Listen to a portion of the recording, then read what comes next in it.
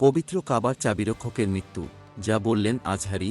পবিত্র কাবাঘরের চাবিরক্ষক ডক্টর শায়েখ সালেহ আল শাইবা মারা গেছেন।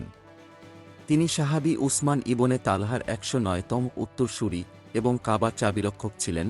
শনিবার হারামাইন শরীফাইন নিজেদের ভেরিফায়েড এক্সে সাবেক টুইটার এক বার্তায় মৃত্যুর বিষয়টি নিশ্চিত করেছে।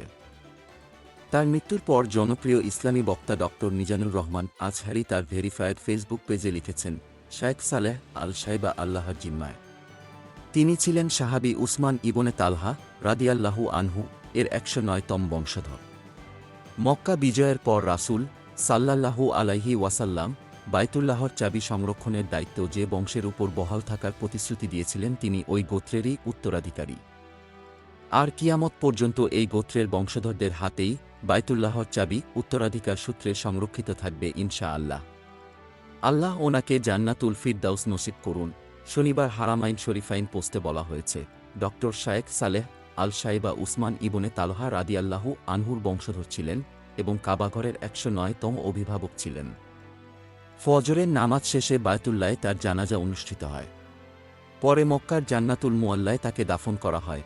২০১৩ সালে তার চাচা আব্দুল কাদের তহা আল শাইবি মারা গেলে কাবাঘরের চাবির রক্ষক হন তিনি। মক্কা বিজয়ের দিন রাসূলুল্লাহ সাল্লাল্লাহু আলাইহি ওয়াসাল্লাম নিজে শাইবা গোত্রের উসমান ইবনে তালহা রাদিয়াল্লাহু আনহুর কাছে চাবি হস্তান্তর করে তাকে সম্মানিত করেন। এরপর থেকে সেই ধারা এখনও অব্যাহত। উসমান ইবনে তালহা রাদিয়াল্লাহু আনহুর বংশধরগণ পর্যায়ক্রমে পবিত্র কাবাঘরের চাবি বহন করে আসছেন। তারাই কাবার দরজা খুলে দেন। আরব নিউজ এক প্রতিবেদনে জানিয়েছে, পবিত্র মক্কা নগরীতে জন্মগ্রহণ করেন সালেহ আল শাইবা। ইসলামিক স্টাডিজের উপর তার ডক্টরেট ডিগ্রি রয়েছে।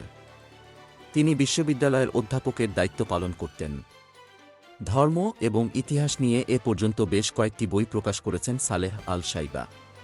কাবাঘরের চাবির রক্ষণাবেক্ষণ ছাড়াও পবিত্র ঘরের ভেতর পরিষ্কার রাখা, কিওয়াকে ইস্ত্রি করা এবং ছিঁড়ে গেলে সেলাই করাও এ পরিবারের দায়িত্ব। গোলাম মোস্তফা, ডেস্ক রিপোর্ট, বিই নিউজ, ঢাকা।